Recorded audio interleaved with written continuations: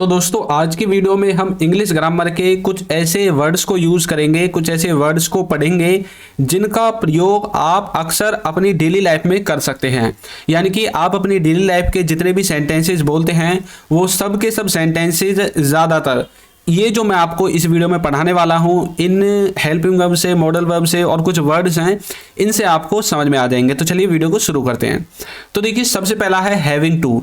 Having to का मतलब होता है पढ़ रहा है, यानी कि कोई कार्य करना पड़ रहा है।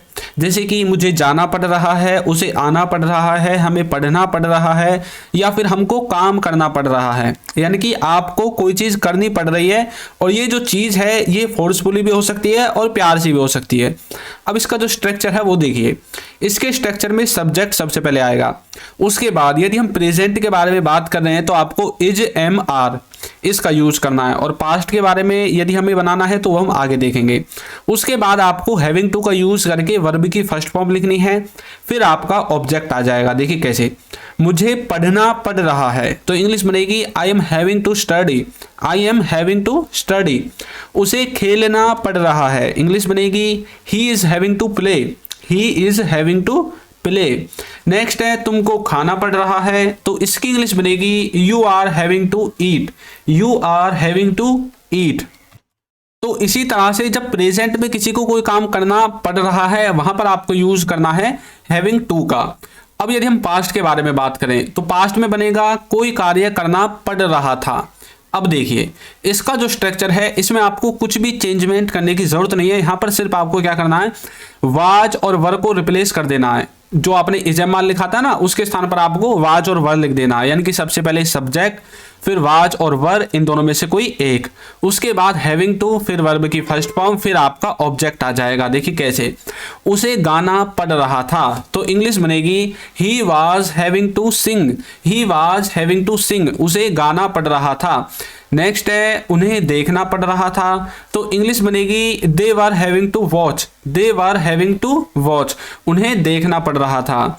नेक्स्ट है हमें पढ़ना पड़ रहा था तो इंग्लिश बनेगी we were having to study, we were having to study. मतलब कोई कार्य करना पड़ रहा था वहां पर आपको यूज करना है वाजवर का हैविंग टू के साथ, और कोई कार्य करना पड़ रहा है वहां पर आपको यूज करना है इजमार का हैविंग टू के साथ। अब देखते हैं नेक्स्ट है गोइंग टू। गोइंग टू का मतलब होता है कि हम किसी कार्य को करने जा रहे हैं। अब करने जाने का ये मतलब नहीं है कि हम अभी अपने पैरों के द्वारा उठकर चल दिए और काम को करने के लिए चल दिए, नहीं। इसका मतलब है कि हम आने वाले समय में, फ्यूचर में उस कार्य को करने जा रहे हैं। हमने प्लानिंग कर ली है कि भाई हम ये करेंगे, हम वो करेंगे, हम ये करेंगे, हम गाड़ी लेंगे, हम एक नया घर खरीदेंगे। अब जैसे कि मान लीजिए कि आप एक गाड़ी लेने वाले हैं, आप अपनी फैमिली से पूछ लिया कि भाई हम वो वाली गाड़ी लेंगे, मान लीजिए ब्रेजा गाड़ी हम लेनी है। अब आपने मन बना लिया, डिसाइड कर लिया कि भाई हमें ब्रेजा गाड़ी चाहिए, अब वो हम नेक्स्ट मंथ ले लेंगे। अब आपका कोई रिश्तेदार पूछता है कि भाई आप कौन सी गाड़ी ले रहे हो, आप बोलोगे हम तो ब्रेजा गाड़ी लेने जा रहे हैं। अब इसका मतलब ये नहीं है कि आप अभी जा रहे हो, आपने फ्यूचर की प्लानिंग बताई है कि आने वाले समय में हम ब्रेजा गाड़ी लेने जा रहे हैं। अब जैसे कि मैं आपको एक एग्जांपल और देता हूं, जैसे कि मान लीजिए आप शाम को डिनर पर, मतलब शाम को नहीं, मान लीजिए आप कहीं भी किसी खाने के लिए जा रहे हैं, किसी रेस्टोरेंट में जा रहे हैं, किसी पार्टी में जा रहे हैं और आपने घर पर खाना नहीं बनाया है। तब आपका दोस्त आपसे पूछता है भाई तुमने खाना क्यों नहीं बनाया, क्या कर रहे हो, तो आप बोलोगे हम तो किसी पार्टी में जा रहे हैं, हम तो किसी पार्टी में जा रहे हैं। अब इसका मतलब ये तो नहीं है कि हम अभी जा रहे हैं, हम शाम को जाएंगे। तो मतलब कोई कार्य करने जा रहे हैं, उसका प्लान आपने बना लिया है, वहां पर आपको गोइंग टू का यूज करना है। वैसे गोइंग टू का यूज हम कंटिन्यूअस टेंस में भी कर सकते हैं, ऐसी कोई दिक्कत नहीं है कि आप बोलोगे कि सर कंटिन्यूअस में नहीं कर सकते। जो कंटिन्यूअस का मतलब होता है जैसे कि वह जा रहा है, यानी कि अभी जा रहा है, वहां पर भी आप इसका यूज कर सकते हैं। कैसे, ही इज गोइंग, इस तरह से। लेकिन यहां पर आपको गोइंग टू का यूज जो मैंने फ्यूचर की प्लानिंग के लिए बता दिया है। अब देखिए कैसे, इसका जो स्ट्रक्चर है उसमें सबसे पहले सब्जेक्ट, फिर इजमार, उसके बाद गोइंग टू लगाना है, फिर वर्ब की फर्स्ट फॉर्म आएगी, फिर आपका ऑब्जेक्ट आएगा। यहां पर देखिए गोइंग टू के बाद आपकी वर्ब की फर्स्ट फॉर्म आएगी। लेकिन जैसे वह घर जा रहा है, he is going to home, जो भी आपको बोलना है, यहां पर आपको देखिए इसके बाद सीधा ऑब्जेक्ट आता है, क्योंकि वहां पर ये जो गोइंग है ये एक तरह से वर्ब के रूप में यूज होगा, लेकिन यहां पर ये अलग तरह से इसका यूज किया गया है। अब देखिए, मैं पढ़ने जा रहा हूं, I am going to study, I am going to study. वह कार खरीदने वाला है या फिर मैं कार खरीदने वाला हूं, तो इसकी इंग्लिश बनेगी he is going to buy a car, he is going to buy a car, यानी कि वह एक कार खरीदने वाला है। नेक्स्ट है मैं आज खाना खाने जा रहा हूं, तो इंग्लिश बनेगी I am going to eat today, यानी कि I am going to eat today. तो इस तरह से आपको कोई कार्य करने जा रहे हैं, वहां पर आपको गोइंग टू का यूज करना है। और यदि पास्ट की हम बात करने लगे कि भाई पास्ट में हम कोई कार्य करने जा रहे थे लेकिन आपने हमें रोक दिया, आपने हमें टोक दिया, कई बार ऐसा होता है ना कि भाई मैं तो वहां जा रहा था और इसने मुझे बुला लिया। तो मतलब यहाँ पर जो गोइंग टू है, यहाँ पर पास्ट के लिए देखिए आपको किस तरह से स्ट्रक्चर बनाना है। इसमें आपको सबसे पहले सब्जेक्ट लिखना है, फिर वाज और वर का यूज करना है, क्योंकि वाज वर का यूज हम पास्ट के लिए करते हैं।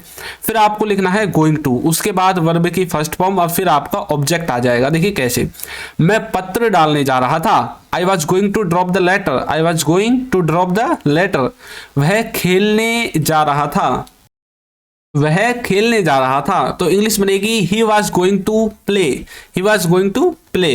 नेक्स्ट है वो सोने जा रहा था, तो इंग्लिश बनेगी he was going to sleep, he was going to sleep, मतलब कोई कार्य करने जा रहा था। तो वहां पर आपको गोइंग टू का यूज करना है वाज वर के साथ, और कोई कार्य करने जा रहे हैं वहां पर आपको इज एम आर का यूज करना है अपने जो है गोइंग टू के साथ। तो इस तरह से आपको समझना है। अब नेक्स्ट देखते हैं। देखिए यदि अभी तक आपने हमारी बुक्स को परचेज नहीं किया है तो आपको डिस्क्रिप्शन में लिंक मिल जाएगा, वहां से जाकर आप उन्हें परचेज कर सकते हैं। और ये ई बुक है, कोई मतलब फिजिकल बुक नहीं है, आपके एड्रेस पर नहीं आएगी। जैसे ही आप पेमेंट करोगे तुरंत आपके पास इसका क्या है, एक पीडीएफ के रूप में आपको डाउनलोड करने का ऑप्शन आ जाएगा, और आपकी जो ईमेल आईडी है जो आप उसमें डालोगे उस पर भी ये सेंड कर दी जाएगी। तो चलिए नेक्स्ट देखते हैं। नेक्स्ट है एबल टू। एबल टू का मतलब होता है करने के योग्य है या फिर किसी कार्य को करने के लायक है। अब जैसे कि मैं इंग्लिश पढ़ाने के योग्य हूँ, लायक हूँ, तुम वहां जाने के योग्य हो, मतलब हम उसकी एबिलिटी को दिखाना चाहते हैं कि कोई किसी कार्य को करने के एबल है या नहीं है।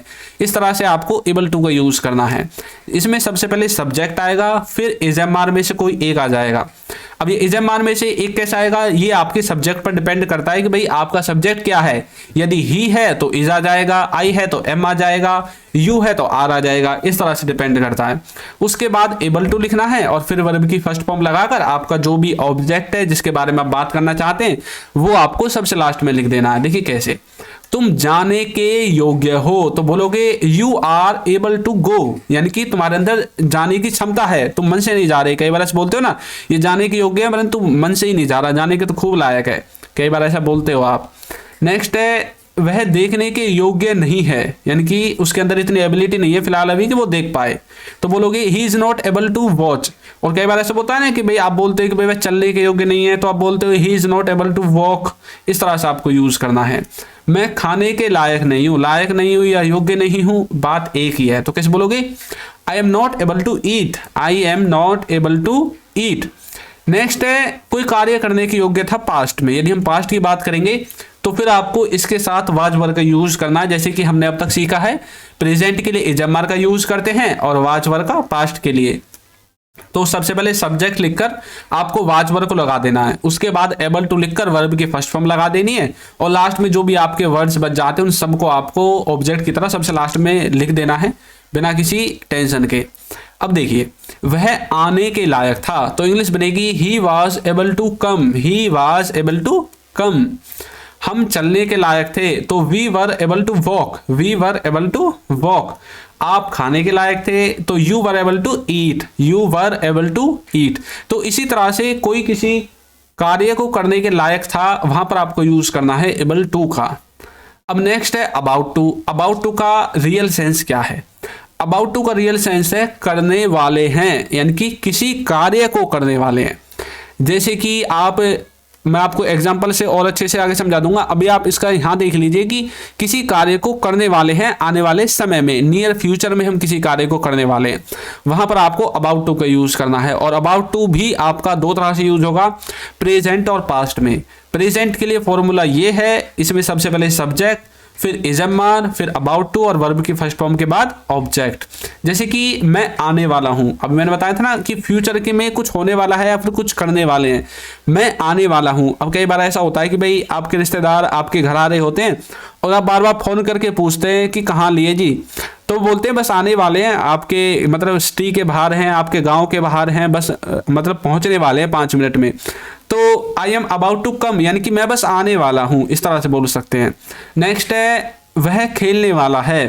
तो बोलोगे he is about to play, he is about to play. तुम जाने वाले हो, you are about to go, you are about to go. तो इस तरह से कुछ करने वाले हैं, वहां पर आपको यूज करना है अबाउट टू का। नेक्स्ट है अबाउट टू का यूज पास्ट के लिए, यानी कि कोई काम करने वाले थे पास्ट में। इसमें आपको इजम मार्क के स्थान पर सिर्फ वाज और वर लगा देना है, बाकी सब कुछ सेम रहेगा। अब देखिए एग्जांपल, वो पढ़ने वाले थे तो इंग्लिश बनेगी they were about to study, they were about to study. वह नाचने वाला था तो बनेगा he was about to dance, he was about to dance. तुम सोने वाले थे तो इंग्लिश बनेगी you were about to sleep, you were about to sleep. तो इसी तरह से जब कोई किसी कार्य को करने वाला था तो वाज वर के साथ अबाउट टू, और किसी कार्य को करने वाले हैं तो उसमें इजम मार्क के साथ अबाउट टू का आपको यूज करना है। तो मुझे आशा है कि आपको ये सब कुछ भी समझ में आ गया है। तो दोस्तों अब आपकी प्रैक्टिस के लिए मैंने आपको एक क्वेश्चन दिया है, इसको आपको सॉल्व करके बताना है।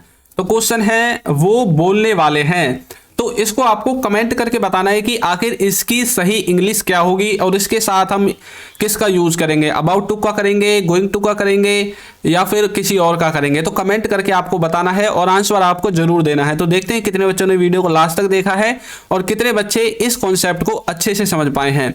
तो वीडियो आपको कैसी लगी है जरूर बताइएगा, और यदि अभी तक आपने हमारे चैनल को सब्सक्राइब नहीं किया है तो चैनल को सब्सक्राइब कर दीजिए, वीडियो को लाइक कर दीजिए और एक अच्छा सा कमेंट करना बिल्कुल ना भूलें। Thank you.